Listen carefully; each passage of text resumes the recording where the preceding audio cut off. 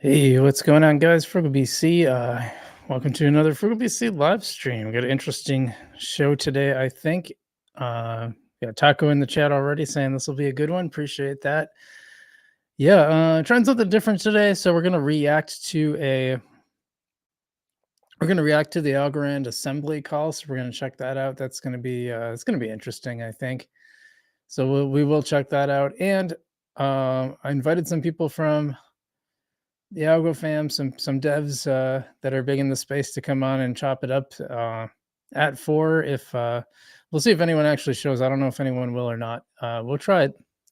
So we're just gonna try something out, and I don't have a ton of Algorand specific news. I think we can find some other news, but yeah, we'll take a look. We'll look at some other stuff too. We'll check that out. Oh, someone's here already. Olivier Franchi. Hey, it says hi, Frugal BC. What's up? What's going on? Funny because it reads 0 for a while. I should put that on the stream. There you go. And there's that one from Taco. See, I can do this now, which is cool. And we get Richard Harris. What's going on, Richard? Welcome to the stream. Thanks for joining us. And yeah, I think we'll just start by checking out the charts. Yeah, so it's been kind of an interesting week for Algorand. I mean, we had that big pump up to well, first we had, to start off with, we had the drop down from like 25 cents. So we're all excited to get to 25 cents. And then we dropped down to below 22 cents. And everyone was like, oh man, come on. And then yeah, just a little bit after that, we popped all the way up to actually hit 28 cents for a little bit. And we kind of like consolidating around that 27 cents level, which is cool. I like it's this is the time when it starts getting fun, like your account starts getting bigger. Yeah, all the stuff that you did in the bear market is starting to pay off. And you could be late, you could join late. I think you could join right now. You could buy Algorand, you could buy other coins, you could buy Bitcoin, and you probably do okay. You just won't do as okay as if you were buying during the very worst part of it. But I don't know. Bitcoin itself. In fact, we'll go to the charts. We'll go to the other crypto charts in a minute. But Bitcoin itself is pretty close to all-time highs. How far up will it go from there? I don't know. Be good to see. I'm thinking it's going to hit. I think it's going to double from where it is. Personally, I don't have like really great reasons to say that, but it seems pretty likely. Oh, very interesting. Uncle Sam is commenting here on the Vestige platform. He actually lives in my state, and says AlgoFi is where he cut his teeth. He missed the old days when the Go was sub 10 cents. Well, we're gonna make it. Oh,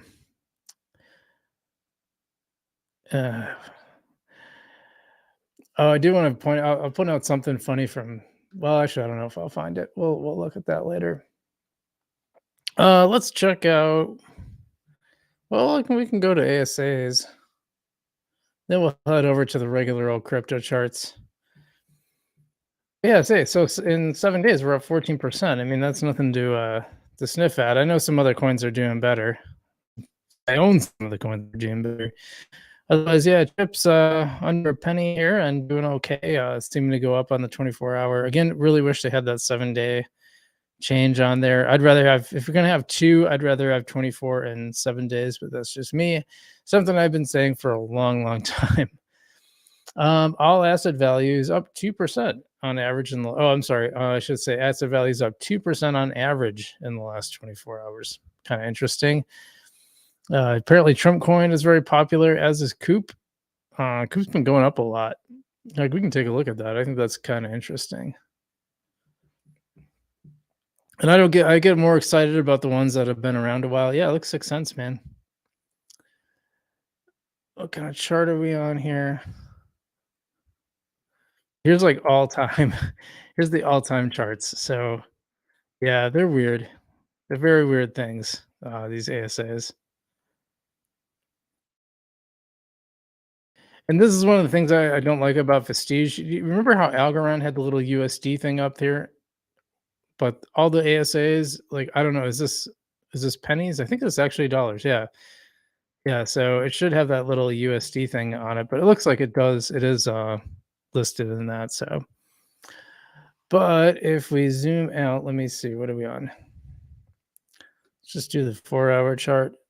Yeah, you can see we climbed a lot in the last couple weeks there. You know, I mean, we're talking like Coop around 3 cents, and now it's doubled. So a lot of people are pretty excited about that. Always nice to see.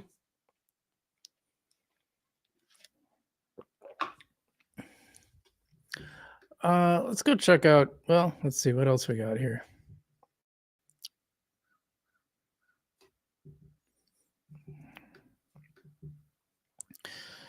Yeah, Chips and DeFi, they've been at the top of this thing for a while. Something about Polka Gold is P Gold is it's in fourth and Vestige in third. Both Vestige and Polka Gold losing on the week. Coop up, Opulus up. I'm surprised. I don't know. Opulus, I got feelings about them. No, I didn't like the way they treated Seawill on the way out. Then I got some gruff from their community manager when I said, "Hey, it's kind of crappy to take money from Algorand to build, and then you go move to another chain. Like, I think that's pretty crappy." And yeah, I didn't like that too much. But you know what? I'm gonna keep calling that stuff out. I just have a fundamental problem with like actually taking money to build. It's one thing if you just build on, you don't take any money from the foundation. You just do everything in house. Maybe you get some VC money. Okay, you can do what you want. But if you're actually going to take money from the foundation to build, and then you're going to turn around and be like, "Oh, we're skipping town." I mean, to me, that's what it is. It's skipping town. If they build, and I'm not as harsh on. I'm actually okay. In fact, encouraging of projects that build on multiple chains and they build that into their plan. I'm okay with that, but I'm not okay with taking money to build out your infrastructure and then basically taking your stuff and going somewhere else. I think that's really I think it's a really poor move. So I'm just never not gonna say that. Sorry. I could tell you some other things, but I'll leave it at that. Akita actually earned a little Akita playing some Fractal Monsters, which we were sponsored by the way, sponsored by Non-Fungible Domains and Fractal Monsters. Big fan of both of those. Let's see what's Voltcoin. That's been on there, and then this Frisk Crypto. I don't know what that's all about. And I'll tell you, man, I just try not to keep up with these ASAs. There's too many of them, and like I've said all along, actually someone, and I don't mean to call them out. I think they showed up on the stream last time, or maybe it was in the comments. Um, Someone asked me about like, well, make an ASA of which or make a video about which ASAs we should invest in. I'm like, I don't think you should. That's the problem. I think generally speaking, you should be pretty cautious about these because you can see how volatile, and what you usually see is there's like a big spike when they first launched and then they just crash. So at the very least, just don't buy them from day one. Well, let them crash because they tend to like just pump and crash. I mean, you saw that with Coop. It went way up, then way down, and then now it's kind of like starting to pop back up again. Let's see what people are. I went to that stupid other screen. I keep forgetting about that. Lots of people in the stream, so let's give some shout outs before we go look at all the other cryptos. Got a lot of people here today. Oh, we got Fracas from Fractal Monsters. Says hello. What's going on, man? Welcome to the show. As I mentioned earlier, Fractal Monsters, proud sponsor, along with Non-Fungible Domains. So we're very happy. And when I say that too, I want to make it clear, like, yeah, I'm really careful who I partner with. I get like these sponsorship quests all the time. They're just basically like, "Hey, we have a company. Let us send you money, and you advertise." I'm like, that's not how I work. Like, I want to know. First off, I want it to be something that I use, and I want it to be something has staying power and isn't going to be like a fly by night type of a thing. So I'm really careful with that stuff. Caleb Houston says, "Welcome to the show, Caleb." He says, "Hey, LibertyBear.algo here." Well, welcome. Thanks for popping in. Good to have you. I'm gonna butcher this, but Steo 2025 says hello, algo holders. Welcome. Welcome. Zyro, I'm gonna say it Zyro. Says hey algo fam with a little tuggy face. What would you call that? I don't know. It says P2P gossip. I'm gonna change it. Don't like to give random projects some money. Yeah, agreed. Yeah, and fair enough. They've really changed how they do it. So they do it a lot differently than they used to. They used to just basically give grants, and I think a lot of companies took advantage of that. And I think a lot of them just it seemed like they kind of, and I don't know this for sure, but it seemed like they were under the impression that they were just going to be getting this money in perpetuity. And like the idea is to get you started, but then you got to like build a machine that you got to build a business that actually earns money. We got Jose Osvaldo Duran Marquez says saludos desde Mexico. Thank you. Hola, ¿cómo estás, Jose? Thanks for watching. Muchas gracias. Let's speak a little Spanish. He says, when Algorand $1 USD. That's a good question. Let me see. So my target is $2 to $3. So I don't know. I would expect it after the halving. Would be my guess. I don't know for sure. Whoever knows, right? But that would be my guess. I would guess after the halving. So let's look at the rest of the crypto market then.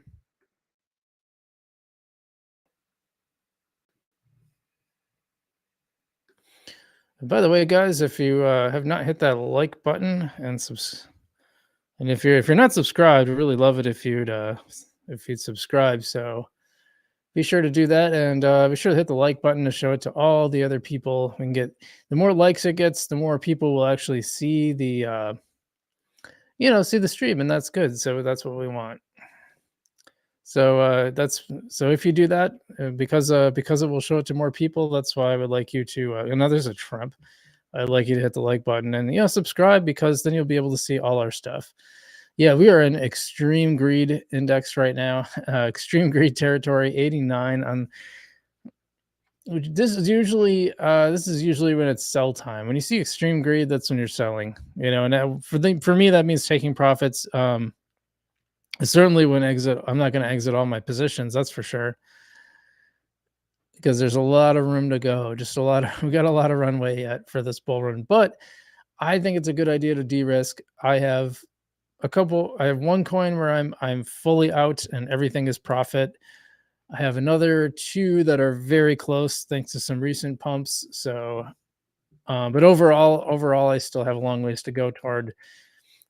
They call it moon bags, which just means you get your whole initial investment out, and then everything is profit. So it doesn't matter. It could go to zero, you're still fine.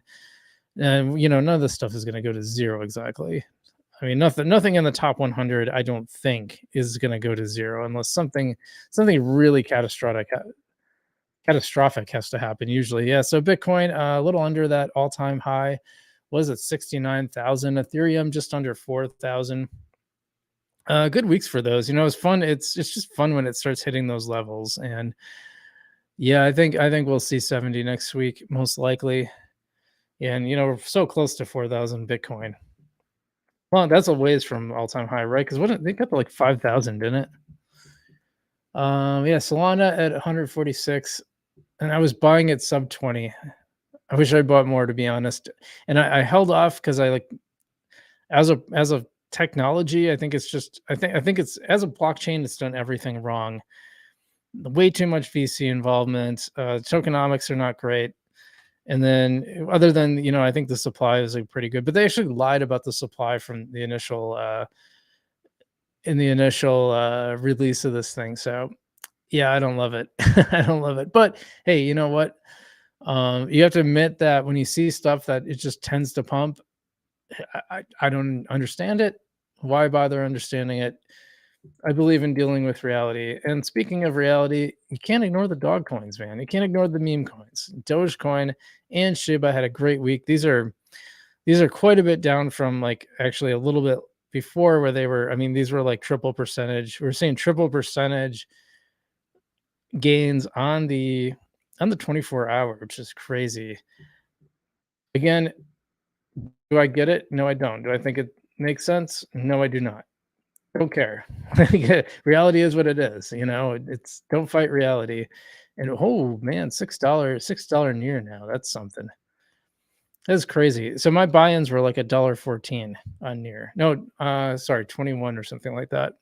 I think it was down to 100 for to $1.14 or something. But yeah, so the near is one. Either I'm very close to moonbag territory or I'm actually in it right now. Yeah, Cosmos doing okay. So Cosmos, I mean, I had it. I bought a lot of my Cosmos at like $6, $7. Not this run, but previous run and previous bear. And yeah, it hit. I think it hit in the. Wait, how high did it get? I should. I could probably check, but my computer's a little slow. It was at least 20 something. I think it was high 20s that it got to. It might have been higher. All right, we'll just check. We'll just check. Curiosity will get to me if I don't look.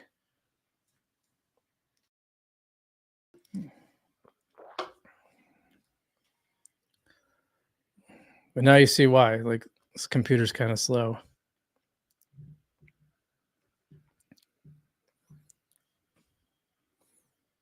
Yeah, the funny thing about Cosmos is you don't hear like a ton about it. I don't hear a lot of the big names talk about Cosmos, but it just keeps plugging along. You know, market cap number 26, number 60 in volume.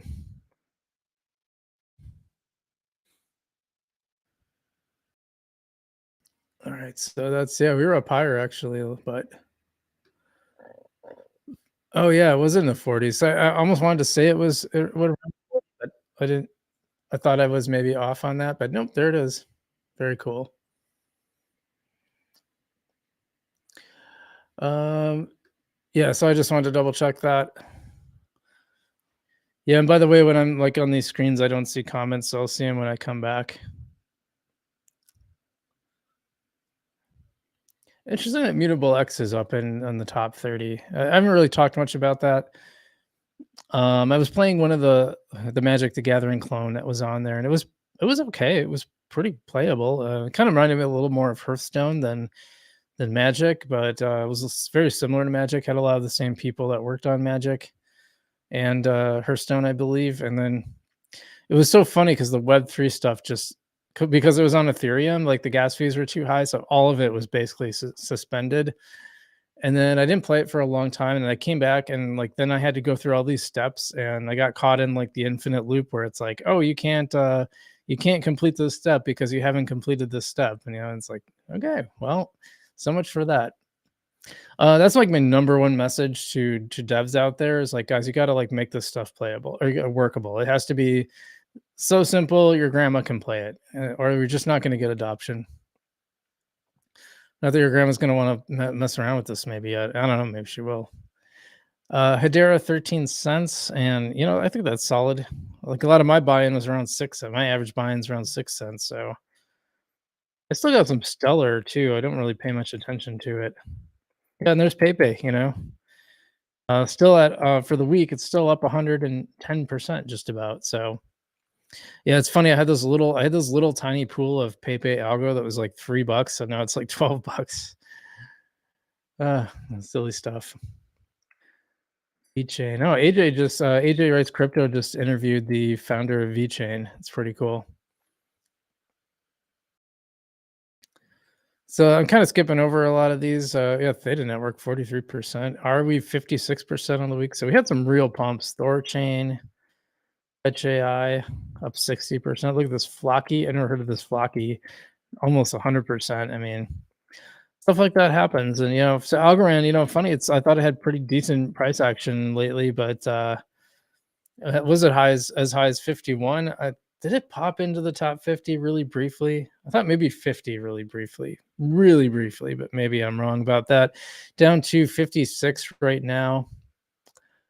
And yeah, there's a lot of dog with fat. I think I talked about this last time. I'm like, where are these coins coming from? Bonk. I don't know any bonk. Sweet. I really like Sweet. I might look at a little Sweet news if we have time today because I actually really like. I think they're doing some really cool stuff. I wanted to check out some of the games they have, but they're all PC. I'm really starting to think about getting a PC, like maybe like a nice gaming computer that I can also use for streaming. Just not happy with some of the stuff that Mac has been doing lately. It's like they're really walling them off and just making them hard to work with. So we got Mina. Yeah, Mina was one of the ones that took off really early, and then it's been pretty stalled lately. So I've taken some profit on it, but now it's just kind of hanging out. I think my buy-in was like 26 cents. Yeah, and just a bunch of other Tezos. I used to be really into Tezos back in the day. Actually switched all my Tezos for Algorand. Fun fact is you could earn staking on you could stake right on Coinbase with it. And Algorand paid more than Tezos, so I was like, "Oh, I'll just switch it over to Algorand." This is before I was doing any like all my crypto stuff was on Coinbase. All right, let's see what people have to say. Let's the hmm,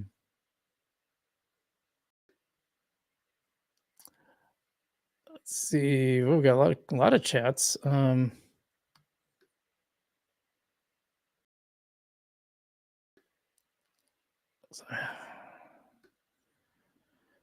Cloudy Vibe says, "What's up, fam?"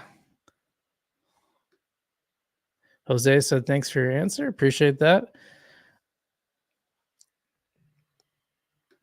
Let me see here. Zero says $2 per algo would already be a new time high in market cap. Yeah, in market cap. That's a very important caveat there.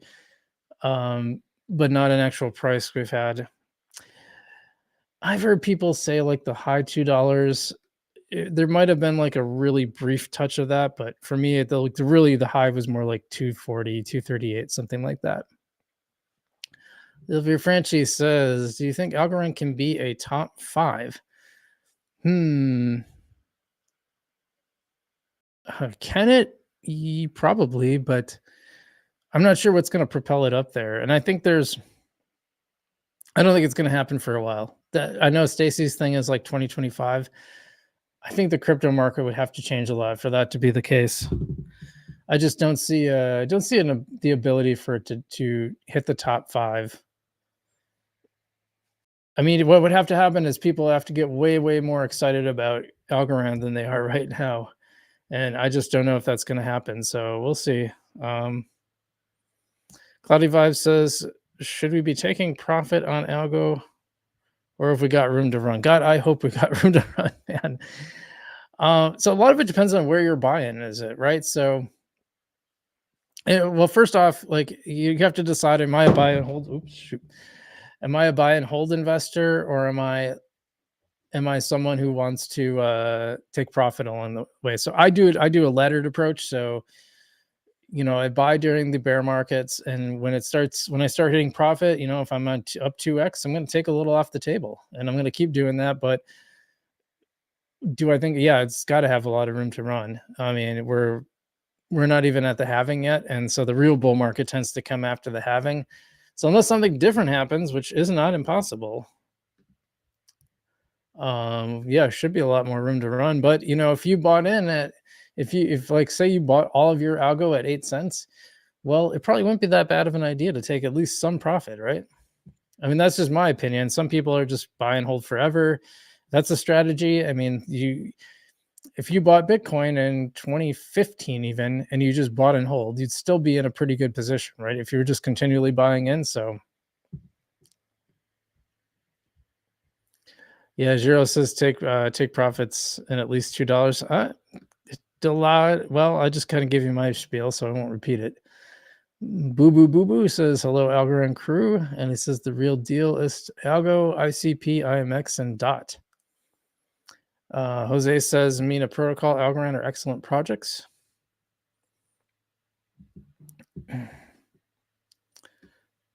Boo Boo says AI coins are not AI, so I forgot them. Okay. Head School 11, welcome back. He says, "Well, friend, hope you had a good day. Broke algo 25 euros today. It's so much fun to wait till 1. Yep, 25 euros or 27 cents in freedom units, as I like to say." Who says more than $7.77? Interesting. Any vibes with a little thumbs up and thank you. Okay, cool. Well, so yeah, I don't think So I had a thing like I'm gonna I invited some people from the Algorand community. I don't know if anyone's gonna come. I said at 4 if they wanted to come in, they could. So, but first I want to do this.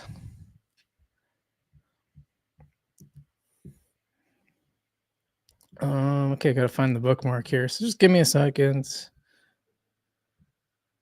Oh, here we go.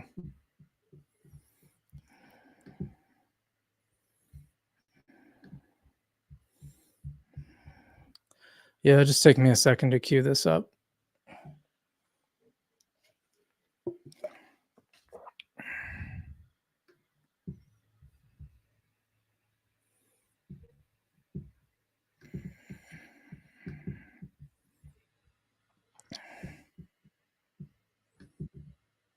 It's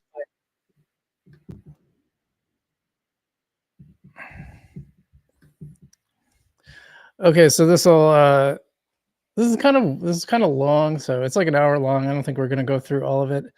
I might even speed it up a little bit, but we'll react to some of it. We'll see what they have to say. Hopefully, there's a lot of interesting stuff in here. I have not watched it. I just wanted to save it for the stream, and I like to kind of do this stuff on the fly. I think it's kind of fun. So here we go. We're definitely going to go 1.5. Good morning, Algoverse. Good morning to all of our builders, developers, community leaders, meme coin lovers, governors, and everyone in between. We are excited to welcome you to our first Algorand Assembly of 2024. We are all just super delighted to be here with you today. Finally, it feels like it took a long while to get here. But the Algorand Foundation team, we have prepared a packed agenda. I'm a little surprised because I don't recognize anybody in here. But also it's like really the names are really small, so I can't see exactly. Maybe if I could actually read them. But anyway, share a whole host of updates with you all, including ecosystem and community team strategies, upcoming marketing priorities, NFT council changes. We'll run through some key events that we're planning for each one, and we will go through the current status of the governance program. Last but certainly not least, we're so happy to have Simone Bellinger from Cosmic Champs here for our project spotlight. Simone, I hope I did that one properly. And so, gang, we will end the assembly with a short Q&A. So please do remember to try to keep your Q&A questions to the topics on the agenda. We'll try to answer as many as we can as we go along. And thanks again for being here. With that in mind, I do know him from. He must not be on screen, but I know Simon from Cosmic Champs, so that's interesting. I look forward to that. I don't know if we'll get to that because it's an hour. I'd like to kick it over to our EVP of Ecosystem Growth, Min Wei. Thank you, Autumn. Thank you. Hi, everyone. Thanks for coming and thanks for being with us on this very first Algo Assembly of the year. I figured since this is the first one, I wanted to take the time and share a little bit of the priorities for us for this year. So Camilo, if you can go to the next page, please. Thank you. Yeah. So as you know, last year we talked a lot about the bear hug, and it was all about kind of finding ways to support projects in our ecosystem. And this year, this is of course going to be one of our biggest priorities. And with Chris. Like, is that a reference to like the bear market, the bear hug? Because that's kind of clever, actually. I kind of like that. On board, this is something that she's really going to own and really going to scale up more broadly across the ecosystem. So that is going to be one of the biggest priorities for us on the ecosystem side. And of course, in addition to supporting our existing projects, we also want to grow and expand our ecosystem as well. And so this is really about filling in the gaps within our ecosystem, but also perhaps tapping into other parts of the Web3, metaverse, such with partnerships, et cetera, and working with others to really help extend access to dApps in the other ecosystem as well. And then, in 2023, the team in India did a phenomenal job of really growing the ecosystem on the ground. And what we're really doing this year is we're taking that to the next level, but also putting some roots down in Nigeria and in APAC. So Ben and the team has already been doing a kick-ass job in Nigeria, pulling together builders, working with sort of, the public sector closely. So I think we're going to see a lot of that focused growth as well this year. And in Asia, Summer, who is leading ecosystem success for Asia, is really going to be doing a more in-depth dive into specific regions like, Vietnam, Korea, Singapore, et cetera. So she's also really going to be focused there. So we're very excited about our sort of mini growth in those small regions as well. And last but not least, we'll kind of talk about this and you'll hear the theme across the board a little bit, which is that, developer focus journey. That's going to be something that we're focused on across the board. That's really interesting that they have aloe up there. And then they obviously put the oranges on there. So I don't know if, is it because no. That's really interesting because I don't think Allo is actually on this little write-up any. Are there?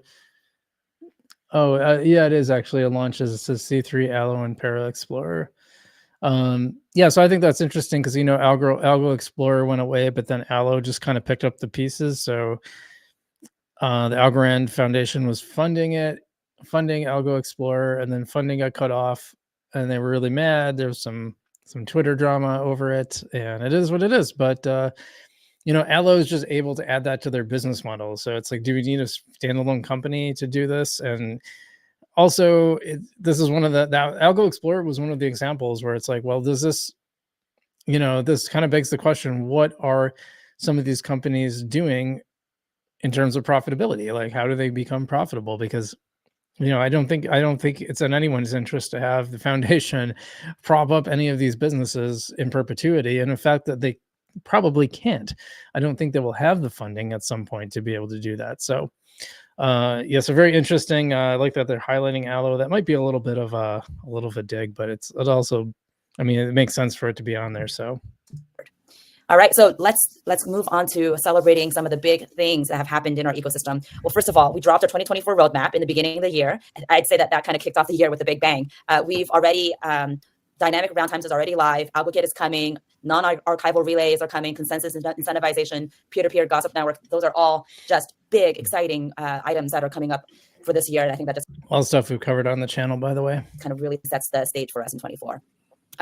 And in fact, actually speaking of a bang, we definitely started the new year with some record-breaking transactions in our ecosystem. As you guys know, those 4 oranges definitely generated some massive buzz. And I think when I checked, it was, I think we broke some records of transactions. I think 25 million transactions in 24 hours is a number that I had stuck in my head, which is pretty impressive. And in fact, I think it really propelled us to have a massive month in January with our transaction volume. Yeah, and actually, what I think was really important about that is it showed the strength of the blockchain, but it also showed some weaknesses on some of the protocols. So the blockchain held up fine. Nothing happened with the system didn't go down, the chain didn't go down at all. Held up like a dream. But some of the other projects, I know Tiny Man had some issues. I know that's the only one I can think of off the top of my head, but I remember there were like 2 or 3 that kind of struggled with the volume going through, which I thought was really interesting. So something to keep in mind, but actually I think it was highlighting the record of transactions. I don't think is as important as highlighting what that meant, how the blockchain actually held up, because it was a big test of like, well, what actually happens if you get to these theoretical higher TPSs? And well, we got the answer now, and I think that's really important. By the way, we did a live stream trying this thing out when it went live on New Year's Eve, because I don't know, had nothing better to do, and it was fun. It was kind of neat. And then I spent way too much for one of these stupid oranges. They end up, because after a few, just like all the other ASAs that I talked about, they were really high. The price was really high at first, and then it just came crashing down, and it's pretty much stabilized around. I forgot exactly what, but it's not very much. So even higher than Polygon. But of course, more than the orange meme going, we also had some pretty stellar projects that really grew the transaction volume significantly during December, January timeframe. TravelX generated, I think it was 8 million transactions in December after it announced this new partnership with the airline, and World Chess is back at it. So, again, all the great work within the ecosystem. See, I wish someone could give me I'm glad to hear it's back at it. So I'd heard that they were going away from Algorand and that World Chess was going to go to Polygon maybe, but when we checked, it looked like it was back up. So I still haven't gotten total clarity on that. Lots of transactions, lots of momentum. I did also want to celebrate some great launches that we've had in the ecosystem in the last couple of months. As you know, the Technical Adoption Committee was launched, as well as the Wallet Council. This is fantastic because it really helps us get together as a team, as an ecosystem, to kind of work towards implementations, standards, and things that we should be adopting to really foster the growth of our ecosystem. And then, of course, C3 launched, which is super cool, mainnet. Allo was also kicked off, I guess, in the beginning of, at the end of December, but, beginning of January as well. Para Explorer had a pretty big update to really showcase transactions. So really, really exciting products launching the last couple months.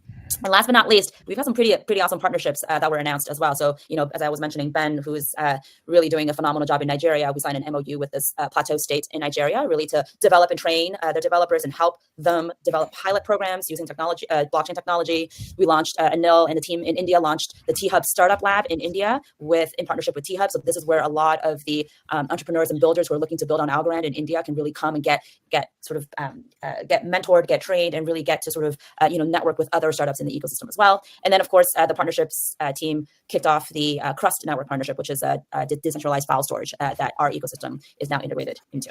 So lots of exciting stuff, and there's more to celebrate in the coming months, I'm sure. By the way, that India partnership is going to be huge because India is like, in fact, a lot of companies are trying to shift from China to India because you have a giant workforce with some very skilled workers, and you don't have the repressive government of the CCP that everyone has to deal with in China. So it's actually like a lot of people think India is going to be like basically the next China, but like a better version of it.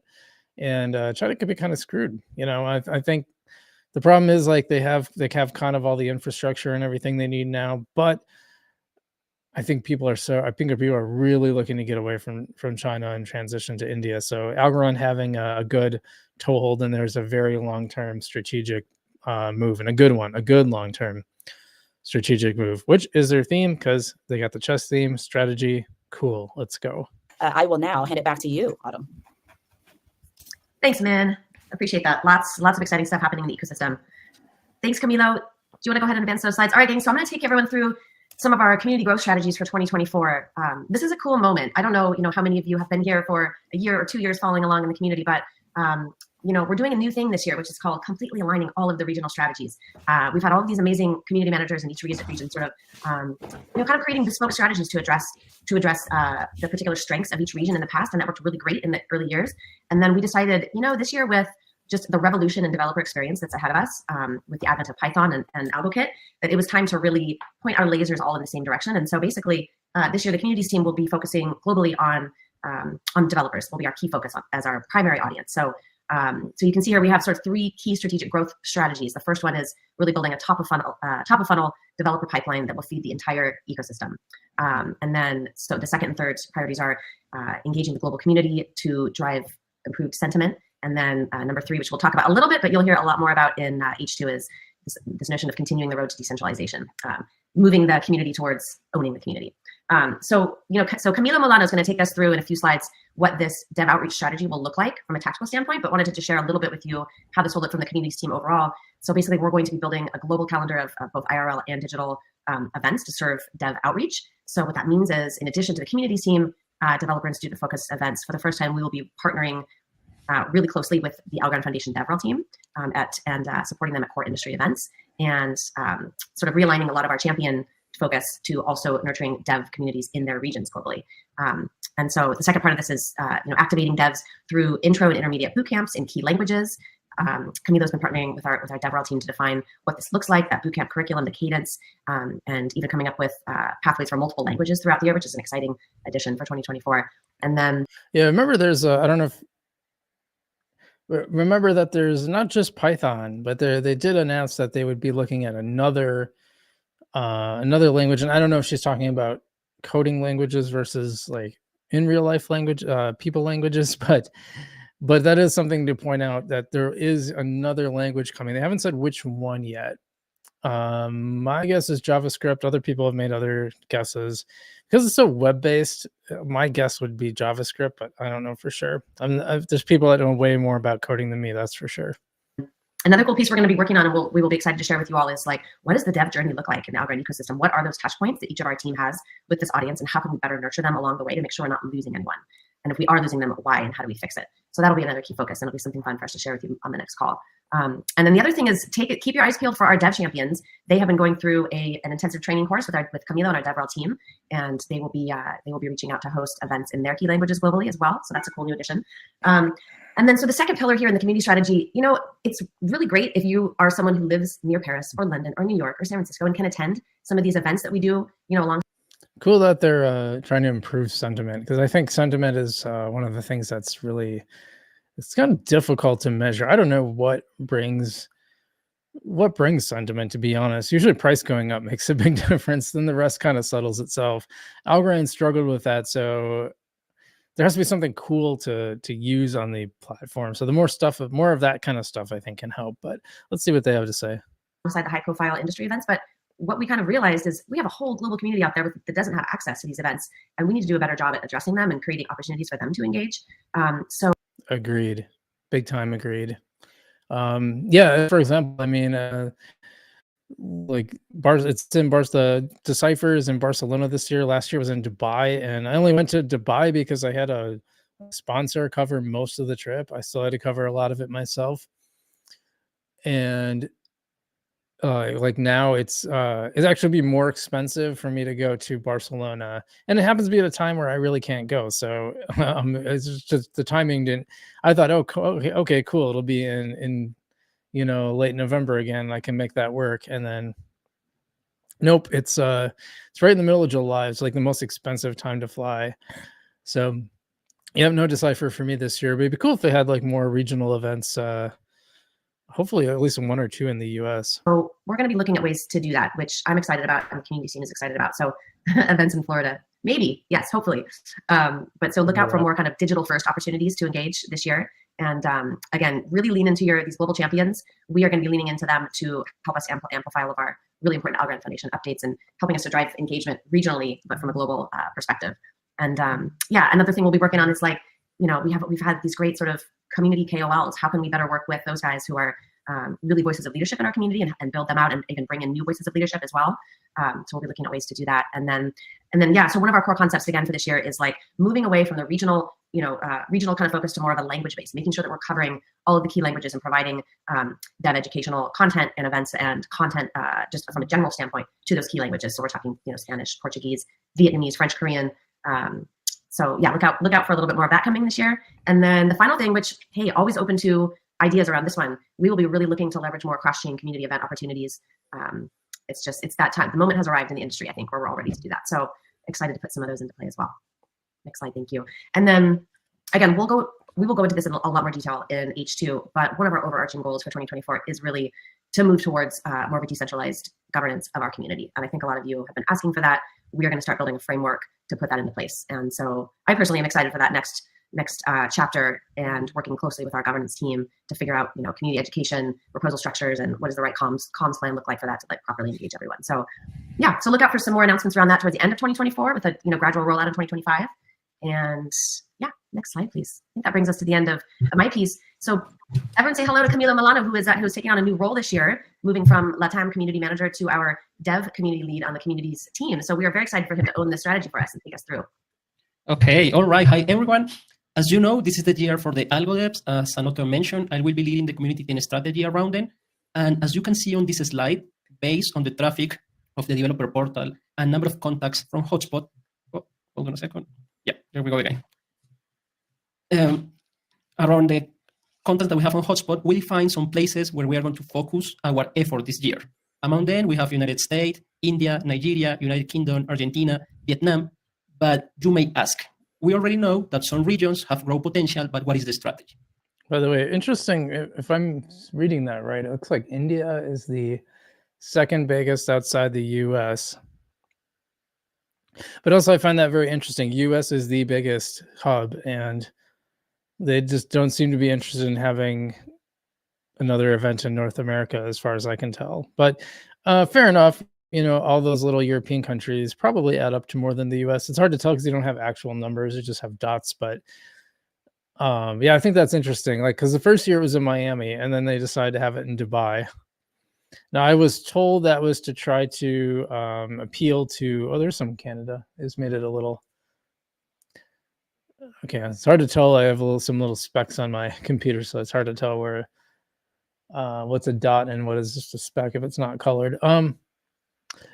Yeah, so my understanding was that was to appeal to the royal family, because like a lot of these oil countries are kind of like starting to run out of oil, or see kind of the end of the road of like their oil dominance. So what they want to do is try to move into assets like crypto or something else that are investments that will make them money. And so that's my understanding is that's why it's there. I can see Barcelona because there's a lot of European developers. But yeah, like, I don't know. I think it'd be cool if they had every other year it was in the US since it's the biggest hub, but that's just me.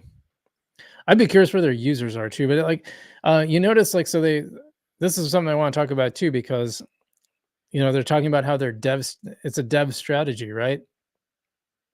And when you go on Decipher, it seems like, first off, they're making you apply. They did not make you apply for anything last year. You could just buy a ticket. It was like $250.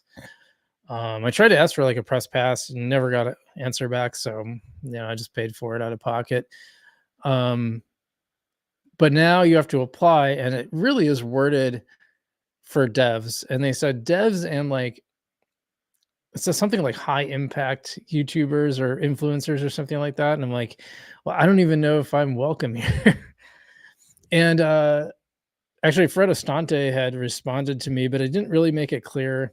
He just kind of said, yeah, we're trying something different this year. So I wasn't entirely clear if that meant, yeah, you could come or you can't come. It was kind of weird. Decipher was like, it was kind of cool. It was cool meeting everybody, but also it was interesting because like people always ask, well, what project are you working on? And I'd be like, oh, I have a YouTube channel. And I had a couple of people that said they watched my videos, but a lot of them were hadn't heard of me yet. And so I think if I were going this year, I think it'd be a very different environment, because I think a lot of them have actually heard of me. But anyway, yeah, very interesting. So that it seems like even part of their dev first strategy is also with Decipher itself. So maybe hopefully some of those community events pop up. It'd be cool if they had one in the US that I could attend. Florida would be nice because then I could build a little vacation around it or something. We define 3 pillars. First one, content. Content is the king, and if we want builders using Algorand, we need to show them how they can start this journey. And that is why the DevRel team create the Algorand YouTube channel, the AlgoDevs YouTube channel. But this year, we are going to push harder to have more updated content, videos, tutorials, and repositories. And having in mind that we are going to launch AlgoKit 2.0, we need to do a lot of noise around this. The second pillar is going to be events. We are working with the DevRel team to host a series of virtual bootcamps, and I will share more details in the following slides. And also, our Dev Champion will help us to host IRL that focus events for their communities. The last step is to engage and expand our community, encouraging them to participate in events like our Global Hackathon. And the most important part is to keep them building on Algorand. So for the first half of the year, we already defined a series of activities. Starting in 2 weeks, we will kick off our bootcamps. Initially, we will have it in English and Spanish. And during 3 months, almost every other week, there will be an event for AlgoDevs and people interested in learning how to build on Algorand. As a result of the bootcamp, we will have around 28 new hours of content for our YouTube channel and a lot of new AlgoDevs that will have the technical knowledge to participate in the Global Hackathon. Please stay tuned, because this week we are going to launch the landing page for you to register, and our bootcamps will start with the intro bootcamp. For the first time, we are going to dedicate 2 sessions on how to use the JavaScript SDK. And what is the reason? On Algorand, you can create assets, account, and send transactions without a smart contract. And in our intro bootcamp, we are going to show you how to create NFTs, how you can transact with them, and just using the SDK. So if you are just starting to learn about Algorand, you must attend the intro bootcamp. And additionally, we will have the beginner and intermediate TypeScript bootcamp. And the project that we are going to create is a digital marketplace. We know this project is super meaningful for you guys, because in that way you can replicate for your own use cases. And we will cover the smart contract development right up to the user interface. Finally, we will close this first batch of events with the long-awaited Python one, taking advantage of the release of AlgoKit 2.0. So all the Python devs, we are waiting for you in our first Python bootcamp. I'm very excited to materialize this strategy, and I invite you, AlgoFam, to help us to get many developers to join our events. So that is a general overview of the strategy that I'm going to be leading this year. But right now, Joe, it's your turn to let us know about the Global Hackathon. Thanks, Camilo. So this is a really nice segue into talk about the hackathons. So AlgoFam, after the success of a Buildable hackathon, where we saw 2,000 plus applications, we're going to dive headfirst into the future with not 1 but 2 global hackathons in 2024. So we're scouting for the next wave of investable projects building on Algorand. So please do mark your calendars. The next hackathon will be open for registration in mid-April, and this is your opportunity to make some serious noise. Yeah. By the way, maybe it's just because I'm like such a terrible code writer, but the idea of a hackathon sounds so stressful to me. Because I'm like I'm like basically a button masher when it comes to coding. I can do like a little bit on Python, which is why I was excited about Algorand adding Python, but I have a lot of respect for people who can just go into these things and just start hammering away on their computers and make stuff out of nothing. It's impressive. I can make YouTube videos. I can make paragraphs. That's about it. That's cool stuff.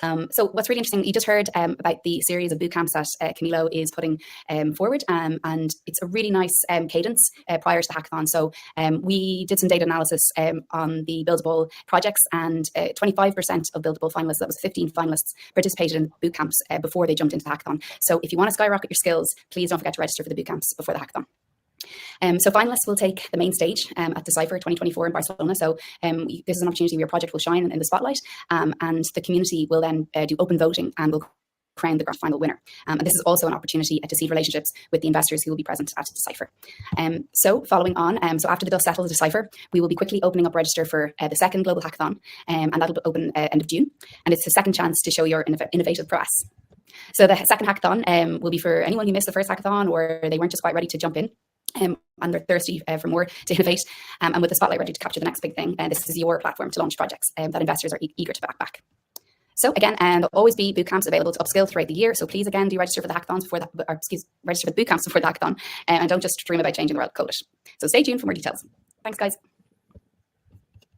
Awesome. Thanks, Joe. So excited for the next round of these hackathons this year. Very exciting things to look forward to. Ooh, marketing. Well, that's something. I think that's something everybody has been talking about, marketing. So I can't wait to see what they say here. This is going to be interesting. All right. So welcoming up to the camera, Miss Alexa Carr, to take us through marketing updates. Hello, everybody. I get the pleasure of talking to you about marketing, everybody's favorite topic.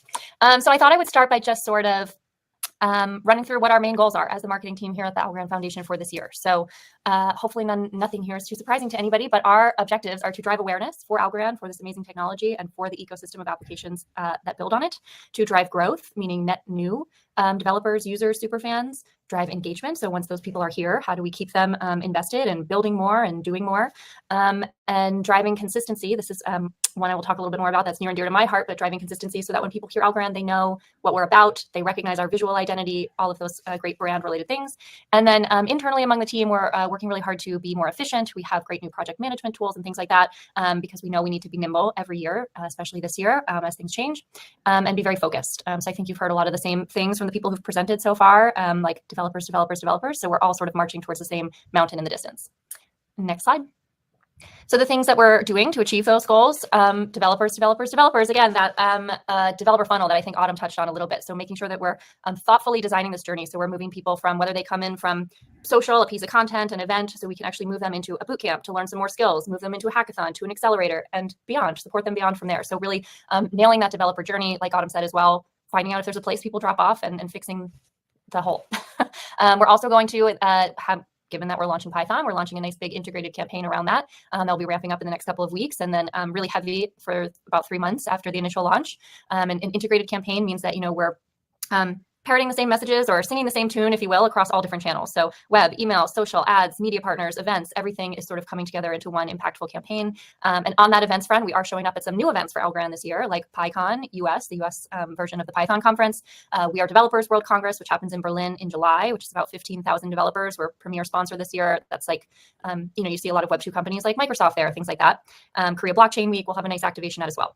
So beyond our developer efforts, obviously you all know that consensus incentivization is coming this year, along with other great upgrades to the protocol that Min touched on. So we in the marketing department are going to support that by doing, first of all, awareness. So as that roadmap launched, we're continuing to get John and get Stacey some on podcasts and different engagements where they can talk about that, media influencer partnerships. And then we are also going to be ramping up a lot of content, educational content, to help people understand how they can participate in this new consensus model, and also around the changes coming to governance. And then again, The last big effort is around brand, and I've included a couple different things here, but you'll notice my slide looks a little bit different from other people's. It's sort of a very teeny tiny itty bitty preview of where the brand is going, but you will see it all in the wild by Decipher. So that is something to look forward to. And that of course comes, I highlighted it there, with new swag and eventually this year a swag shop as well. I'm saying it here so you can all hold me to it. But it will also come with the website sort of journey being redesigned. So it's a lot easier for people coming in to find what they're looking for. If they are a builder, they're looking to scale, they're looking to learn, they're looking to participate. So that is underway. Also, again, content, improving our SEO with the new website. And then, Decipher. That's going to be a big activation of the new brand, a big moment in June. And also, in case anyone hasn't realized it yet, Decipher comes about a week and a half after Algorand's 5-year anniversary. So, by the way, I can't help but see influencer engagement on there. I'll tell you, just setting up that interview with John Woods was such a pain. And it started off so easy. He actually reached out and said, hey, can I come on the channel? And I was like, yeah, let's do it. And he's like, oh yeah, reach out to my people. And then I have to deal with like 2 different handlers who like pretty much botched every single step of it. It was almost like comically bad. I'm like, how about so my new thing is like, from now on, you deal with your handlers. I'm not dealing with them. I'll give you a time or a block of times that works. Let me know when you can come on, but I'm not playing 20 questions with whatever. Well, they didn't even want to put me on. They didn't. So they're like, oh, well, let me maybe someone else is more appropriate. I'm like, no, John reached out to me to be on the channel. He's already been on the channel. And then I also tried to include Stacey Ward. I'm trying to get both of them on, but that didn't fly. So just how about just make it easier, like be accessible, and I think if it was just me and John, it'd have been like, hey, can we do this time? Cool, done, boom, all this like nonsense. Just don't put layers of bureaucracy in between stuff. It's pretty simple. We will be celebrating that for sure. Go to the next slide. This is just a little sneak peek of some of the Python.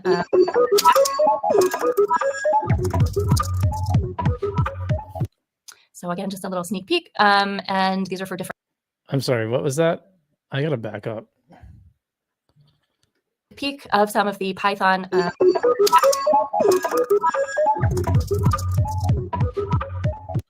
So again, just a little sneak peek. And these are for different audiences. And there's also going to be lots of actual like educational video and things. These are just kind of ads you might see in the wild. If you want to go to the next. And we're sorry, I was trying really hard. Marketing came up. I was trying really hard to find that video that someone made where it was like this kind of, it was called, the song was Pump It Up, and it had all this like, it had a thing with John Woods with a sideways hat, and he had like a beer can or something. It was pretty funny. I'm like, yeah, that stuff. That stuff's actually funny. This seems like, I don't know, just like the graphics are kind of cool, I guess, or pretty or whatever. But it seems like something a corporation would come up with. We're going to be drawing out that chess theme again from the roadmap throughout this year. So this again is another little preview of some creative. It's still kind of getting final tweaks, but the boot camps. Well, I don't know if this was said already, but we're going to have sort of a journey where people can collect their chess pieces throughout the year. So the boot camps being the first stop on that journey, and there'll be some fun prizes and things like that if you happen to collect them all and grow as a dev. Okay, I am so sick of people using the word journey. I wasn't going to bring it up before, but it came up again. The journey thing just annoys the heck out of me. I think it's probably because I've heard it I deal with so much PR in my regular life, and I hear the word journey used in all these contexts, and it's like, just drives me insane. Okay, just a little side note. This ecosystem. So if you participate in the boot camps, you'll get your pawn NFT and move up from there. So this is a little sneak peek of the creative. And then I think my last slide is, again, just reminding everyone about Decipher taking place in Barcelona, June 26th and 27th. Applications are, well underway, and people have already gotten approved and all of that. So if you are hopeful of attending, if you are a builder on Algorand, please get your application in as soon as you can. It's decipherevent.com. It's a really... See, builder. They said builder. But also, like, is that the picture of the place? Because that is like a dramatic difference from Dubai. Dubai was at like... Dubai was held at like the world's only 7-star resort. I mean, it was well, listen, man, I'm in the middle of the Midwest, so it was a very different world than I was used to. Probably a little intimidating. The food is really good. I think I heard them talking about the catering too, and it was like something like one of the world's top caterers or something. Like they really kind of went all out. Maybe this is better, but also like I don't know, that kind of looks like a really fancy high school cafeteria. That's really, yeah, that's really interesting if that's actually the venue. Oh, well, whatever, it's cool. I thought that was really interesting. And maybe they should scale it on a little bit. It's not like they have tons of money to spend, I thought, anyway, yeah, it seems to highlight that they're really focusing on devs. And Fred Estante didn't say, I actually half expected him to be like, oh no, you can come for sure. And it was kind of like, yeah, we're trying something different this year. So the message seemed to be kind of like, yeah, we don't want you little YouTuber scumbags here. I'm probably I'm being a little bit facetious, but it does seem like, yeah, they really want to focus on the devs this year. And I just think it's super interesting that you actually have to apply. Like, what are they judging it on? Cool venue. It's a design school that we're going to take over. And again, this will be the first chance to see and experience and get outfitted in swag for that new Algorand brand. So hope to see you all there. Thanks, Alexa. All right, turning it over to Wasim Salim to take us through our events list for basically each one.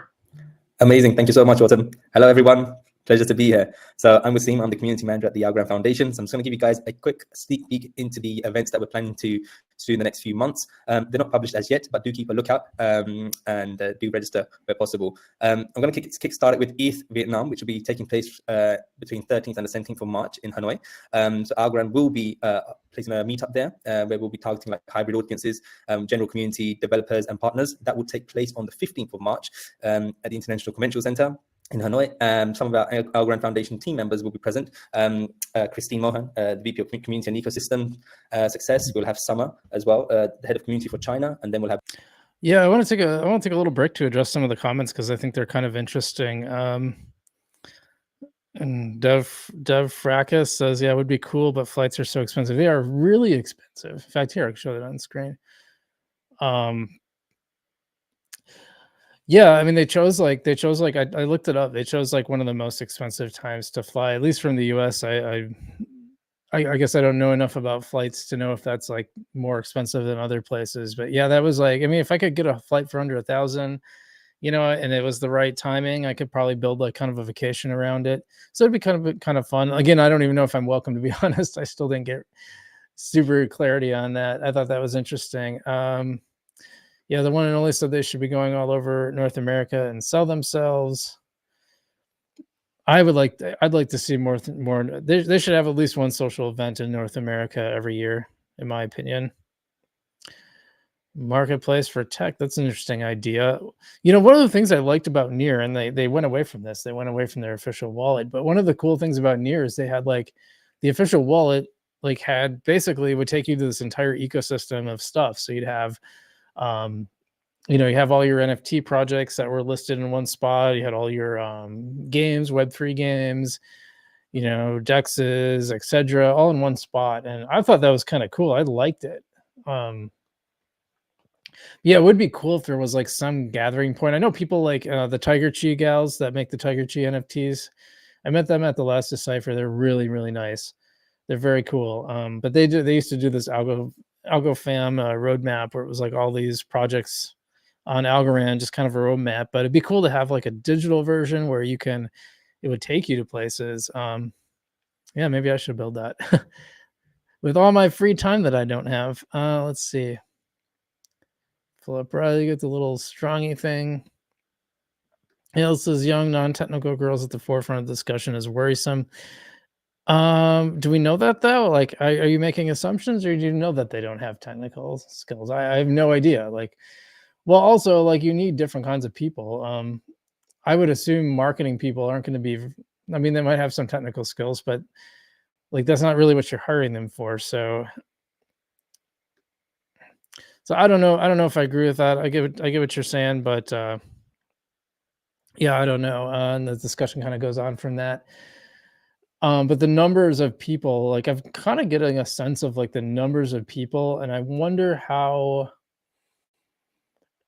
many people they need versus how many they have. Like, I'd really love to get a sense, like a full number of how many employees they have at the Algorand Foundation.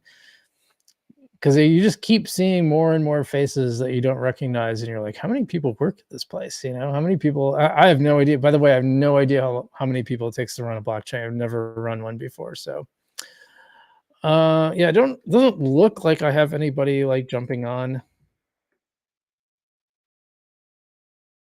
to join. So I guess we'll keep going through the call and see what else is up here.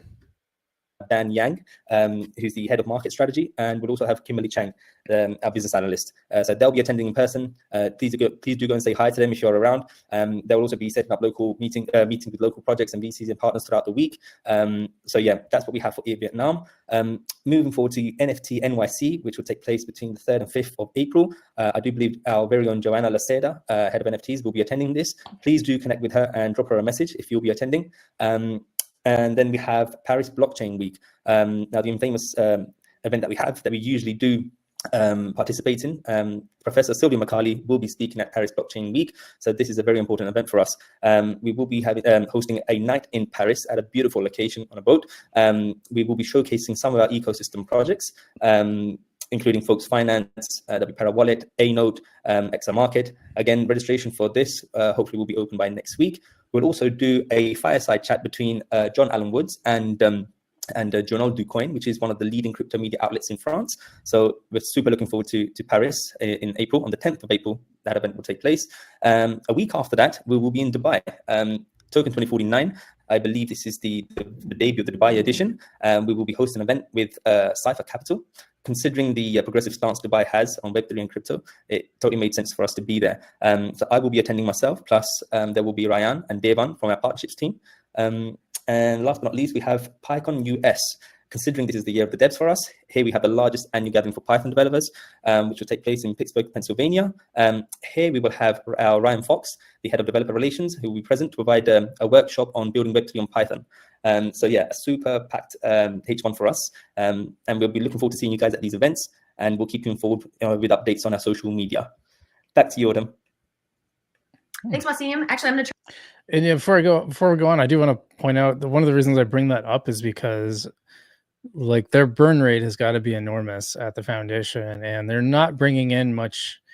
You know, John Allen Wood said on our channel they bring in like $2 million in fees per year, and that is nothing. I doubt that covers half their payroll. Probably does it even cover a quarter of their payroll? Do you think? Their payroll's got to be huge, because I mean, you're not hiring like, you know, 4-year college graduates who went to, I don't know, you know, whatever, communications or something. Like maybe some of them, but a lot of these are very, very technical people. I'm sure they're getting, you know, and then you got to hire them away from like some of these other companies. So I'm sure they got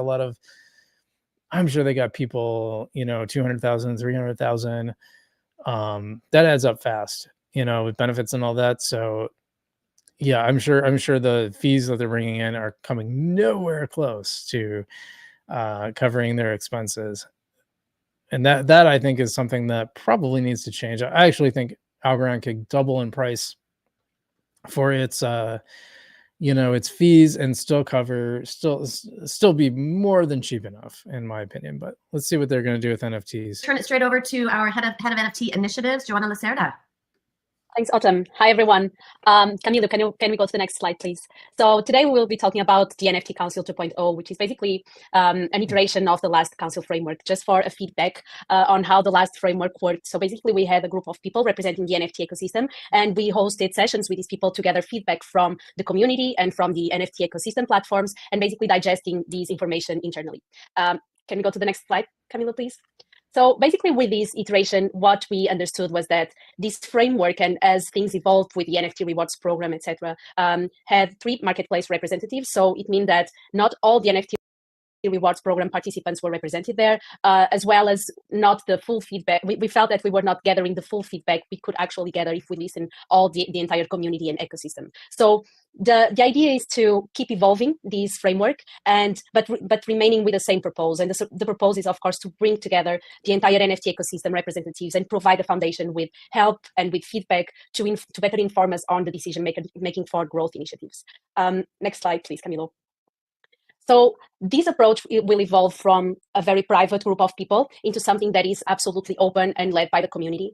We have learned a lot from these last NFT rewards programs where there were some feedback going on the forum, and we felt that the forum could actually be the best platform for us to start this iteration process. So what we will be doing from now on.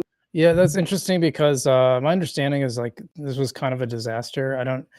I never quite got, I wanted to get some people on my stream. I heard some chatter about it, and I couldn't quite get anybody to to come on record, but it sounded like people were really unhappy about it. So I'd say open participation is probably a better idea. Is to use the forum as the main platform where we gather all this information from the community. Next slide, please. So how does this work? It will work in kind of a combined platform between Livestorm and Forum. So the idea is to host quarterly assemblies like this one, but dedicated to the NFT ecosystem only, where we share some of the initiatives we are thinking and working on, some goals that we have, some strategies that we have in plan, and we gather feedback. And then the idea is to use the forum where we can gather also information from the outside to the inside. And in parallel, what we will do is to have an NFT rewards advisory group that is represented by the marketplaces that are taking part of the NFT rewards program, where we have some private Slack channel with all the marketplaces, as well as monthly meetings with them all. Next slide, please. So the game plan is basically based in quarters. So at every quarter, we plan to host these sessions in the first 2 weeks. So hosting the Livestorm session and uploading all the information on the forum for feedback. Then 2 weeks after, we start kind of a 2-week framework where we are receiving feedback and ideas. And for that, we will have a pretty straightforward framework to simply have feedback on what are the problems and what are the solutions that are happening on other ecosystems or that you find that might be helpful. And then basically, we will map all the feedback provided. And if, for instance, there are 5 people requesting similar things, we gather these people with office hours to talk about these proposals with them, and then we report back to the community all the initiatives that we are going to implement, how, and enable frameworks for them to follow in real time how the progress of this implementation is going. Next slide, please, Camilo. So a few final words. So of course, this new framework aims to have a broader participation. So all of you are more than welcome to interact with this new framework. It is going to be launched in early April on the Algorand forum. And we foresee this as a concentric circle around the communications between the NFT ecosystem and the community and the foundation. So we anticipate that we will be implementing 1 or 2 proposals per quarter. And of course, we want to thank all the NFT Council members that took part of the first iteration of the Council in 2023. And last but not least, there are 5 NFT rewards proposals up for voting in the governance portal. So don't forget to vote. And speaking about governance, I will pass my word to my colleague, Michele. Thank you. Hi. I'm going to take a little break on this. I'm going to leave it up. Oh, we do have some people. Okay, hold on. I can't believe they don't give you a way to scroll through these. That's crazy. All right, I think we're going to end that. We got some people on the stream. Oh my God, they just don't give you a way to, that's crazy. They don't give you a way to scroll through your, so it's hidden and I just can't, let me see. Maybe this will help. Nope, it didn't.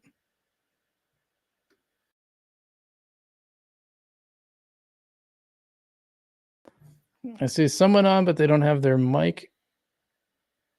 Dude, that's crazy.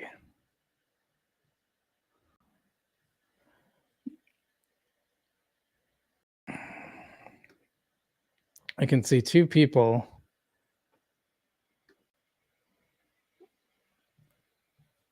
Okay, you were on, but I don't, do you, La Bruta, do you have video, man?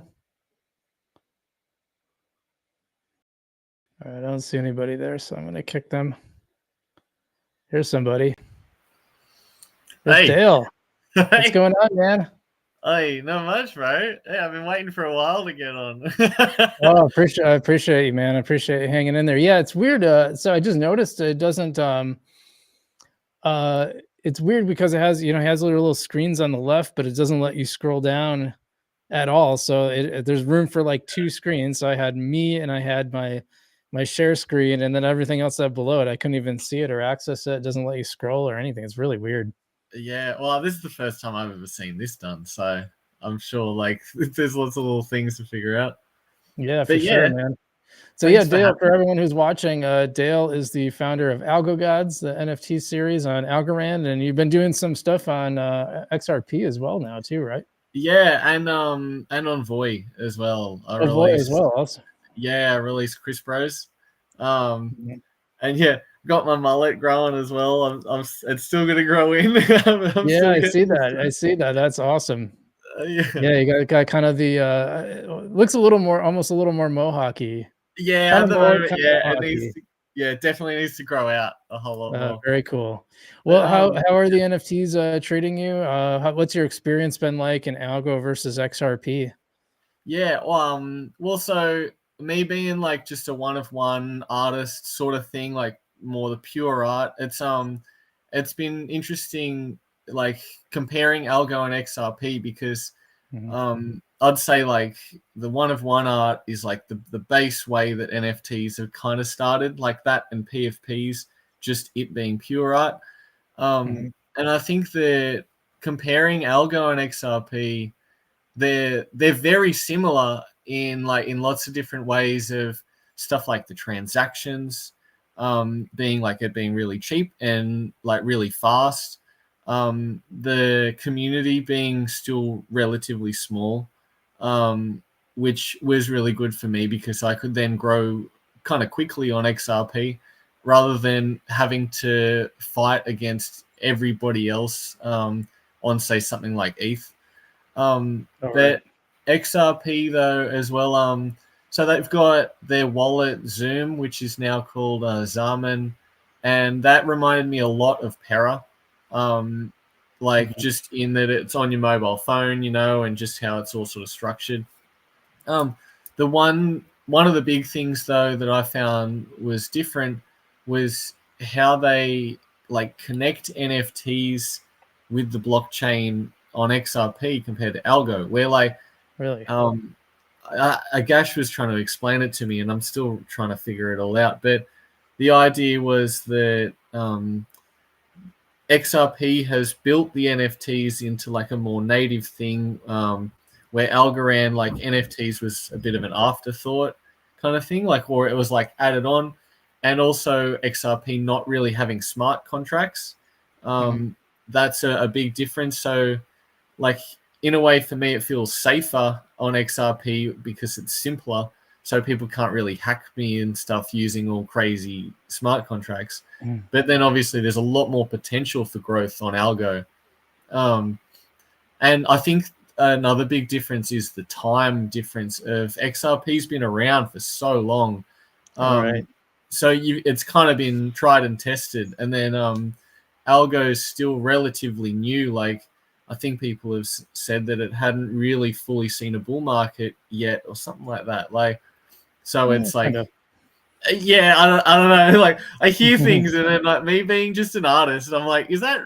Am I thinking the right thing? Well, yeah, but there's a lot of people that believe that the last bull was kind of truncated. Bitcoin was supposed to go a lot higher, and so yeah, I mean, did we have a true bull run last time? I'm not sure in 2021, but so it might have got shortchanged a little. That could be a fair statement, but I think it did experience a bull, just not maybe not the full bull that Yeah, that I think we're going to be headed for this time around. So yeah. yeah, did you have any involvement with the NFT council when they had it on Algo? No, I didn't. I tried to stay clear of that because I Yeah, knew that like there's a lot of little things that can go along with that. I know that there was a lot of issues though. A lot of people were either kicked or they left or there was just right. nothing going on. Yeah. Um, That's what I was trying but to get to the bottom of, because I know there was some drama around it. I think I know IRL was involved with it, and then I tried to get her on my show to talk about it, but she like kind of pointed me towards other people, and I don't know. I didn't have a lot of connections with them, so not really sure what the deal with that was. yeah, yeah. I don't know. But yeah, there's a lot of little things like that with like little groups that are made and then you just hear nothing from them for so long, or like, but Right. maybe I'm not in that circle, like, Mhm. because there's lots. I think comparing to when I started, which is maybe like 2 or 3 ish years ago on Algo, there's been such a growth in like the community and the structures and stuff, like in websites and everything. So like, because there's the Algorand forum as well, which I haven't really checked out, but I've heard a lot of good things about that. Like that, there's a lot of growth happening there, and yeah, so it's harder to keep up to date with everything now going on, which is a good thing, I think. Like, so going to XRP, did you I know like a lot of the stuff is really community based, and it's a lot of it is like making connections with people. Did you find that was easier or harder on XRP? I found like it was honestly pretty easy for me. Like Really? I learned a lot from Algorand, which I took over. But because my main approach was just like I'd make some posts, follow some projects, get in contact with those projects, go on the XRP Cafe Discord, a lot of DMs, and then like doing collabs as well. And in a couple of weeks, like I ended up being pretty well known on XRP. Oh, wow. And then like doing Twitter Spaces as well. It's just that grind though. It's just like you just talk to everybody. And then also there was a good crossover of algo people with XRP. So like it was there was kind of that leg up. I think because of me also having a name on algo really helped, because then it helps the algorithm on Twitter, and obviously just me having those skills from Algorand. But yeah, the community was really supportive. It was funny. It's like I don't know if you've seen those shows where like they've got like an episode where they meet an alternate universe version of themselves, and like and it felt like that going on XRP, because I was like, you're like this guy on Algorand, like you're like the YouTube influencer or whatever. It's like the mirror the mirror universe episodes in Star Trek. Yeah, exactly. So but I think because it's so small too, similar to Algorand, like if you're building something on there, your name goes around pretty quickly. Similar to Voy as well. Like I think even more so on Voy, because it's such a small group of people. Like, so if you do anything, you're going to get known there. Which I think it's really cool. I love being a part of those sort of communities and stuff. Like, I think Voy is pretty interesting. It's interesting because like some people in the Algorand community kind of hate on Voy, but it seems like, at least I asked John Woods about it when he was on my stream, and he was pretty he was actually pretty positive toward Voy. He said he worked with Chris a lot and talked to him a lot. So like doesn't seem to be a lot of animosity between the people behind Algorand and Voy. Yeah, well, because I think at least from what I know, a lot of the criticism is about that they feel like like Voy is ripping off Algorand by using their code, but Algorand put out the code like for that reason. And and I think as well, like they know that they're not trying to be Algorand, like they're trying to approach it in a different way. Like they're not going out trying to get, at least from what I know, the big corporate businesses and stuff. They're trying to do a bit more like the grassroots and maybe a bit of a different approach with how they structure everything.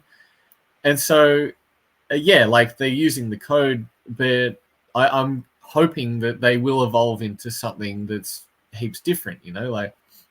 But I get what people are saying. But I think though that it's got to happen, and then someone else is probably going to use the Algorand code again, and then they're going to have like a leg up because we've already talked about how it's fine. Like, right. So by the way, someone had to be the first one. Like, by the way, we got a chat from IRL, or now her channel's called The Platform and Company. It says mad love, frugal, and defart. Awesome, thanks. That's Dale Forward Art, in case anyone's confused by that. Why is this guy calling himself Fart? Right? It's kind of weird, but Have you ever been on her show? Yeah, I did. Yeah, ages ago we did an interview. Cool. It was really hard to line up because of our time zones. Oh right, so, but it's always fun. I love like interviews. How did you do in the games? Because I failed them so hard. The NFT games before? Yeah, the NFT games. I biffed so badly. So For the sellout one, like the speed of sellout, I came 5th, which was pretty crazy. Oh, nice. And for the rest of the stuff, I'm kind of just like, I'm not honestly putting heaps of effort in just because it's like I can't really, like, there's not much I can really do. I don't want to be like hardcore shilling this collection and stuff. Oh, but yeah, sure. especially because it's art, I'm not really adding any extra utility. So that whole box of the games is just going to be a 0 for me. And Yeah, I was going to ask you about that. Is that the utility part? Like, how expected is that? Can you just make art for art? I mean, you seem to have done pretty well without it. Well, do you mean in general or in the games itself? Oh, just in general, just NFTs in general. Yeah. Well, I think that there's a certain market for it. Like, there's some people that will just not buy any art, which is fair. Mm-hmm. And then I think there's, in the group of the art buyers, there's similar to like how you're saying with the coins, where there's some people that will buy it and hold forever because they don't even imagine selling it. It's like it's for them. And then there's the people that'll buy and hold it forever to sell when it's like 20 years down the track. Right. And then there's the people that'll buy it because they want to hold it to maybe flip relatively quickly. But then, within all those too, there's all different reasons for them buying. So it could be that they want to support Algorand in general, or like the blockchain I'm on, or they want to support me, or they just love the art and it makes them think about a part of their life. So I think that, it does depend on the type of art that you make too. Because if I was to make stuff that, people don't maybe understand, or they don't they don't enjoy looking at, then that's going to be harder. So I have like wanted to adjust the way that I make art to fit the NFT culture, because it's like all in the past there's been art movements that have happened. So there was like the Renaissance and abstract art movements and stuff like that. And I do think that NFTs have created a new kind of movement. Hasn't really got a name yet, I don't think. But like the square image and the PFP style, and there's a certain kind of culture that you can tap into, and the more experimental you get, the lower chance that it maybe gets sold or gets picked up. But I think as well, there's the individual artworks that you make and sell, but then they have to fit in within a larger scale of the collection, and then a larger scale of you as an artist making groups of collections. So if you're just making just one-off artworks, they might not get picked up because it's like there's less value in it with it just being one artwork compared to when it's around all the other artworks. So there is a kind of like multiplying effect depending on the type of art you make, and then where it is with other artworks, as well as like what blockchain you release on, the price that it's released, timing and all that. But I think there's definitely a market for it. It's just, it depends on how much you want to adjust, and if your art is just fitting with those people. But no, for some reason I'm still here. You're still doing it. Yeah. I'm just working away. Yeah. Are you still drawing? So this guy draws two-handed, by the way. He can draw both hands at the same time. It's insane. Are you still doing that? I mean, is that are you perfected that now? That was sort of just a party trick because I draw with my right arm a lot, and so I needed to balance it out with doing my left hand. I can still do it. I haven't done it for a while. Gotcha. It's mostly just an interesting way to get some cool views. But no, I'm sure if I picked up two pens, I could do it. And then if I did it for a week, I'd get heaps better at it again. It's just one of those skills. But yeah, no, I'd love to do a collection because I don't know if you saw the one where I drew with my feet, and it's a terrible drawing because I can't draw with my feet. Yeah. I'd love to do just a 100-piece collection where it was all drawn with my feet, or all two hand, just because it's fun, man. Keeps everything fresh. Yeah, well, I think that's, I mean, the two-handed thing video was one of the reasons I had you on my channel pretty early on. I don't think I Yeah, even had 1,000 subscribers yet at that point. yeah, Um, we're early. Yeah. yeah, it was pretty small yet, and it was kind of cool to chop it up. And so I want to kind of pivot to something, and a few people are talking about this. So Head School 11 says I really dislike that they try to boost the NFT space. It should just happen organic, and if that it doesn't happen, then it is what it is, I guess. I don't know. What do you think about that? I know we were kind of critical of the NFT council earlier, but do you think there should be support for it? What should that support look like, if so? Or do you think it should be natural? Well, it's weird, man, because like I'm always down for getting extra money for sales, Right, like, right, of course. and but in terms of like the bigger picture, I think that it changes how you'd approach making your collection, right? Because say like, Mhm. so with AlgoX NFT doing the weekly rewards, there was a Right. lot of talk about that, but just for anybody that isn't aware, like the idea was that the top seller got an extra, I don't know, 30 something, 40,000 algo given to them. And so some people then were like maybe trying to game it or trying to get as much volume as they can. But what it changes sometimes with those sort of rewards is then you try and work to win the rewards rather than, oh, that's just an extra little fun thing that can happen. Right. Like, Mhm. because then some people are just, now they're just releasing a new collection just out of the blue, and you're like, well, okay, Right. Yeah. were you really passionate about this, or are you going for the reward? Like, and it's Right. all good going for the reward too, but I think it changes the way that people approach making the NFTs then. And I always sort of think too is like, I like knowing that the money that I'm making or whatever is from people that have bought it because they want to buy it. If and it's good getting a little extra on top of that, but really I'm trying to get that sale like for the money of like the working, like making it like a genuine sale. Right. And I think the support, like, it's hard to say because it's easy to be like, yeah, we're just going to give you extra money then for doing these things for us.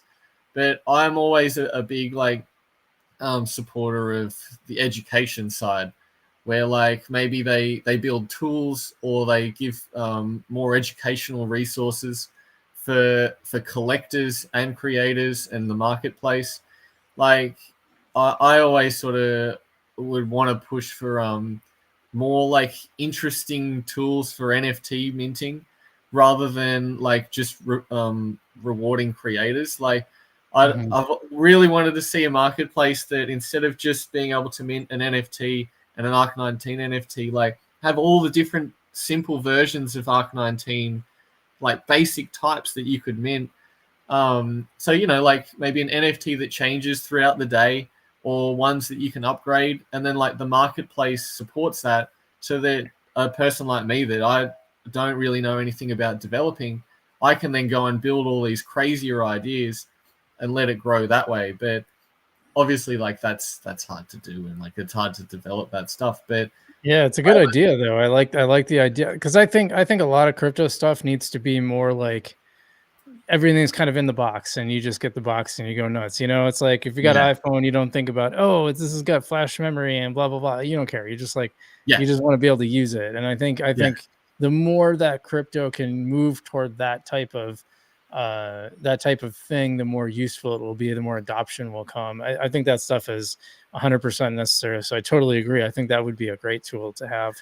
Yeah, because like I don't know how they're spending the rest of their money. I know that it made a lot of waves and there was a lot of criticism around it, but I like, yeah, I do kind of think that it would probably be better or more organically if the space was to grow that way, because I think Mhm. that then that the demand is real, like, and that the creators are creating it to try and fill a need rather than just, all right, I'm just going to get top volume for this week so then I can get that little extra bit and stuff. Like that, I guess that's just how I'm approaching it and how I think it works. Maybe it doesn't really work like that. Like I don't have the data, like, you know, Right. so it's all kind of guesswork for me. Sure.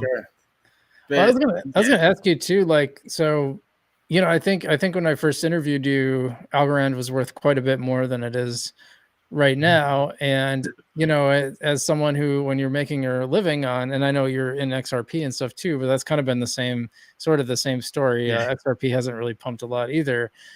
How does that affect you? How do you plan for that? Because I think about that too. Like, you know, right now this is a side hustle, but someday it might be one of my main ways of making a living. And, you know, right now my views are going up because people are excited about crypto again, right? But in the bear market, you know, and I know we will have another bear market at some point. So yeah, so I think about that too. Like, I think, oh, well, you know, companies might not be able to pay as much for sponsorships. And, you know, if people just, the price is down, people aren't excited about watching, oh yeah, tell me more about how the prices went down. Thanks. I want to watch more of that, you know? So yeah.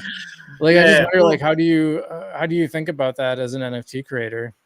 So I try and approach it in terms of like the bull and bear market cycle, where from what I know is that a bull market could be about a year and then a bear market could be about 2 years, sort of thing.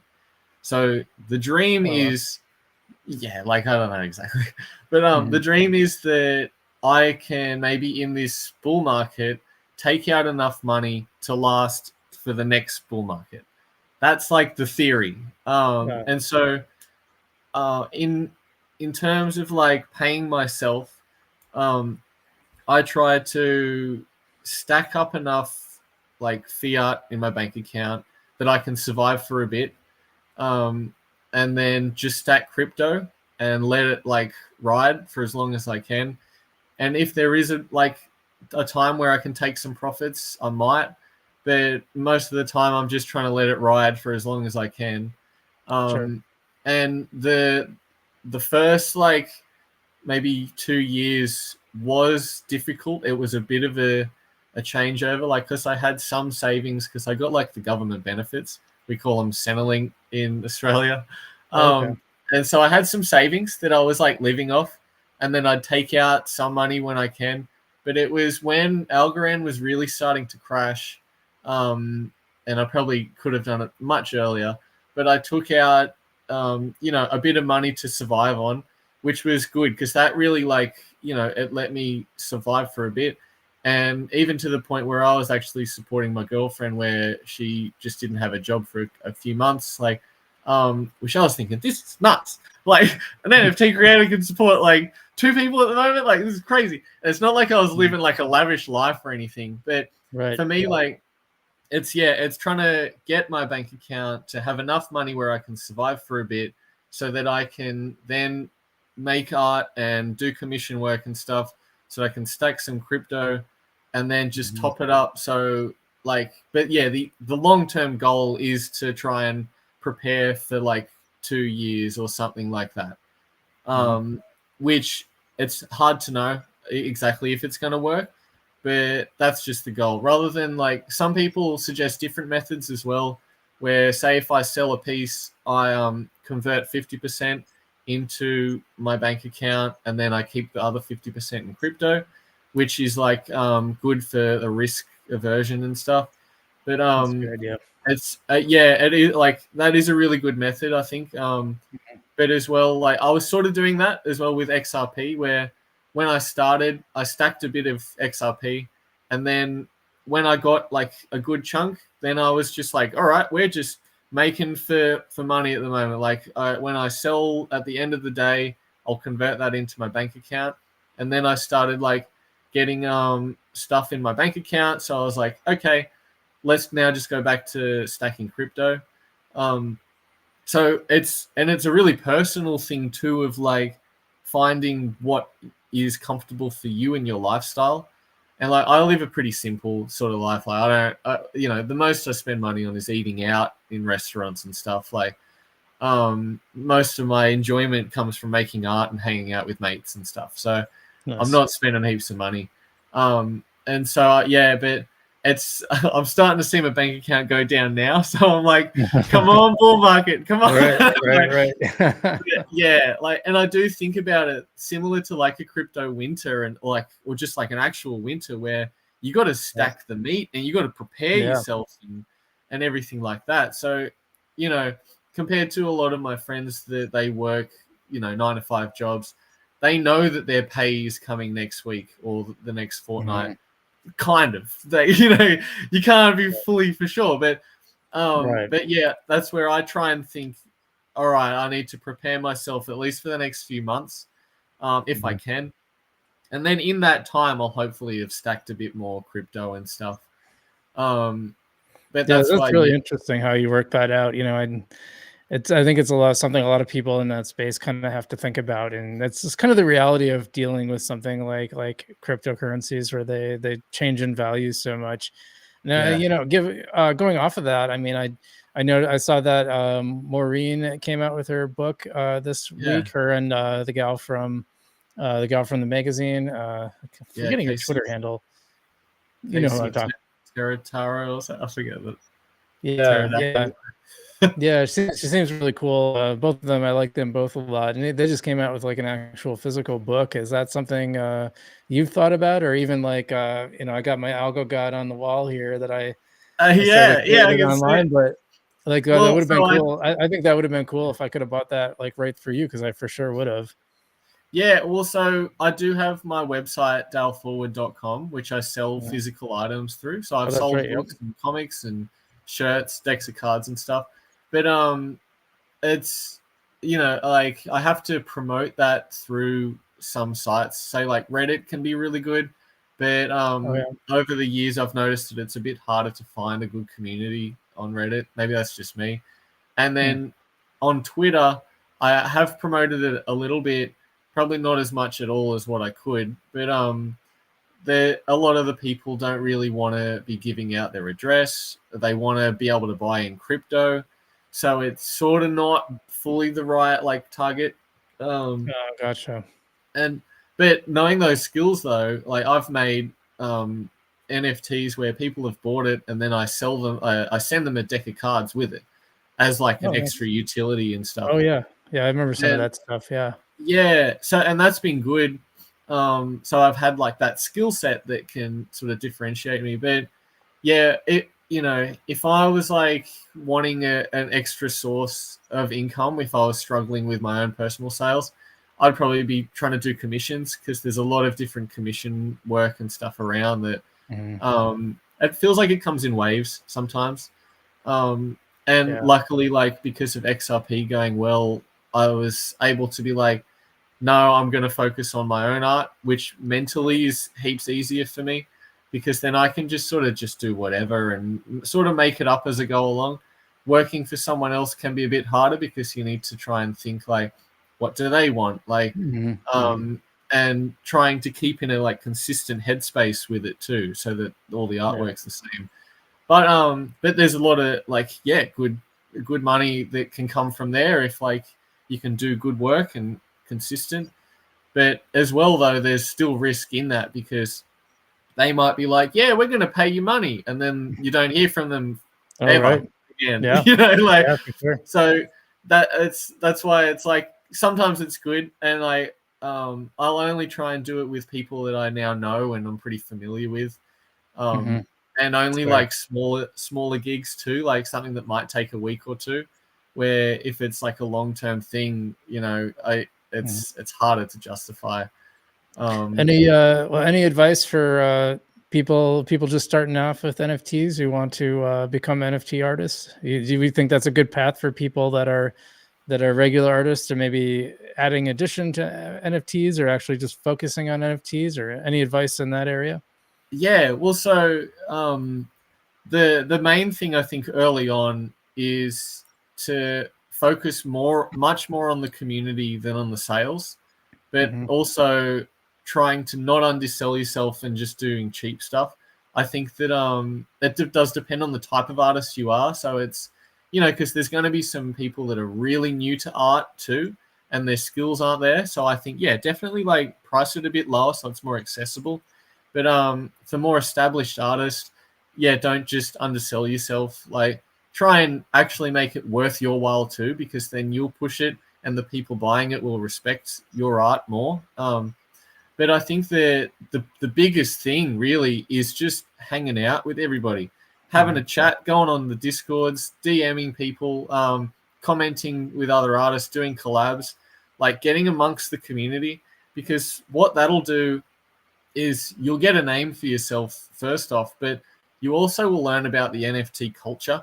And I think a lot of artists coming in aren't as aware of the culture as what they could be. So the things like that, there's people that trade NFTs, and you should be thinking about how you price to cater for them a little bit, because they can be your bread and butter at the end of the day. Like, there's, you know, you might price high where there might be like 10 guys that buy your pieces and they're like, yes, we love it. It's priced perfect. But then you keep trying to do that price and then all your sales dry up. And it's like, no. If you price it a little bit lower, where now there's people that can come in and take a bit of a risk to resell your work, like that can, you know, times your sales by like 10, you know, just because you know, you might be taking a lower amount earlier on, but long term you're making much more. Nice. And then also learning about, like, you know, the idea of the collection in relation to your individual artworks, how a collection can then bring the value up of all the pieces, and as well, like, into that, like comparing one of ones to editions, and learning about what marketplaces to be selling on, and, you know, the hashtags or the Discords or like just things like that.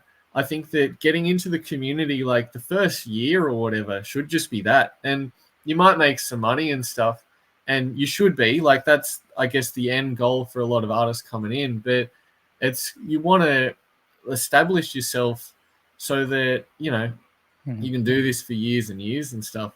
Yeah, for sure. But yeah, and similar to like what I was saying before with the crypto winter sort of thing, is that you might be coming in at a pretty bad time at that time. So you might not be making much. But if you stack crypto and just be like, yeah, I'm just stacking it, like, then when it comes to a good time, you might be really set up. Like, and because I noticed that people will spend different amounts of crypto based on the market conditions. Like, you know, if the price is going up, for Algorand or whatever, people don't really want to be spending algo, because they're like, well, I'm saving this now to like cash it out a bit. But when it's really low, people will be spending a bit more because they've been maybe dollar cost averaging in, they have a bit more algo. And so you might be like fine to price a little bit higher at that point. And then as it goes, like the price of algo goes up, you might feel like you want to just lower your price to match that sort of growth. And so I think that, yeah, being patient, and I think early on making sure that you're not relying on it, because if you're like trying to survive off crypto, it is hard. Like, and if you're like, you know, you got to think about your lifestyle, especially, like, you know, and that you have to think in much longer term. So I think that, yeah, artists coming in, if they've already got maybe another job, or if they're like, they've got a bit of savings that they can survive off, then yeah, like definitely go in and go hard. But really, it's just like, you know, if you're only doing one artwork a week, and you're only posting it on Twitter like once or twice, you're probably not going to really see much growth. I think that full immersion and like getting in amongst it as much as you can, like, that's the way to go. Because then if you do that just for maybe like a month or two, you can start backing off a little bit, because now you've got a few people that you know and you're a bit more established. And then you can be like, all right, I'm just going to do like a post every day or every 2 days of just an artwork or something like that. Then yeah, you can like make it fit your lifestyle more. But I definitely think go hard early on and get amongst it. Because as well, another one thing is that you have to fit the algorithm a bit with your art too. Twitter is the main way that I've seen people use it. And if you're only posting one artwork a week, the Twitter algorithm isn't going to like that. It can be better sometimes to like either show the progress of your artwork, like the work in progress over that week, maybe like a post a day, or sacrifice the detail and stuff of your work so that you can upload smaller works more frequently, because that'll help. It also will help you justify pricing it a little bit lower and making it a bit more accessible, especially early on. But I'm not wanting to say to artists make lower quality work. I just I mean that you want to balance the amount of work that you put in and the price and the amount that you upload, because there is a bit of a sweet spot. I see some coming in where they price their stuff up heaps high and they get no sales. The artwork's great, but you're not going to be able to grow from that. You kind of need to do what the market wants in a way. No, that makes sense. No, I think that's really good advice. Appreciate you sharing that. I'm sure a lot of anyone watching who's interested in becoming an NFT artist would get a lot out of that. So appreciate that. Thanks, man. Just kind of cap things off. Where can people find your work? So I'm on Twitter, dfart2287. I've got Algo Gods on Algorand, as well as some other generative collections and smaller collections. And that's like on any Algorand marketplace. And like I'm on XRP with Tree Faces and Chris Bros with Voy. But yeah, just dfart2287 on Twitter. All right, cool. Well, hey Dale, thanks for joining us. Appreciate it. Good chopping it up with you, man. Good to talk to you again. Thanks. It's good to see you too, man. All right, take care. All right, we got a little time left. Thought we go in and see some of the questions here before we cap things off here. Maximilian, I don't know how to pronounce that. Apologize. Do you think the coming token release will have a big impact on price? So I saw this before and I wasn't sure what token, but there are tokens coming for Folks Finance and Tiny Man. Do I think it'll move price? Not really. The biggest movement in price that I ever see is for just following the regular bull run, and that's what we got the halving coming up. Some say on 420, which I think is kind of interesting. Supposed to be coming then, and so I don't know if we'll see that. But I think these little tokens, they just don't. All these little news items or these other things, they don't really just impact the price that much. It just seems to follow at least in the short term, in the micro cycle, it doesn't really seem to pop up the price at all or anything. So I would pay more attention to the macro cycle. We're on the move up. We should be heading into the big bull for the rest of the time. And so I would keep an eye on that. And that's the main thing. Like I said, the halving is coming. We'll have a big pump after that halving. And then I'd be pretty happy about that. Jupiter says, I would like to hear an answer to one important question, as there is a patent that is at the core of Algorand. Can this patent be restricted in the future, possibly be part of some other blockchain? So that's a really interesting question. And we know that the chain itself, like the technology, is usable because we have Voy, which also built on the same technology. So I think that's important to keep in mind. They did, Dale and I just talked about this, like they put that opens the code out there so people can use it, and they did use it to create Voy, and Algorand seems to be okay with it. So I think that's very interesting. And I guess we'll see. I have to look more into that patent. I tried to read the white paper the other day, and it was kind of a disaster. It's just full of it's really high level math, cryptography math. So I had no idea what I was looking at, which is very, I don't know. I haven't really read. I've read other white papers that are more like, for like different projects, and they're not so technical like that. There's just no way you would need a very high level technical understanding to get that. So let's see what else. Yeah, it was interesting. I mean, obviously this stuff is built by some very very smart and technical people. Yeah, I think we're kind of running out. I just kind of want to run out the hour here. So appreciate everyone joining today. Thanks for all the questions, all the comments throughout the stream. And yeah, cool that we could have Dale come and jump on the stream for a little bit. That was really neat. He's a really interesting guy. I find the NFT space very interesting. I don't fully understand it. But I think I get it a little more after having talked to him. Like a lot of it's very community based, so you have to be kind of in the community. I have an artist that I've been talking about doing NFTs with for a while. She's an artist in my community and does incredible work.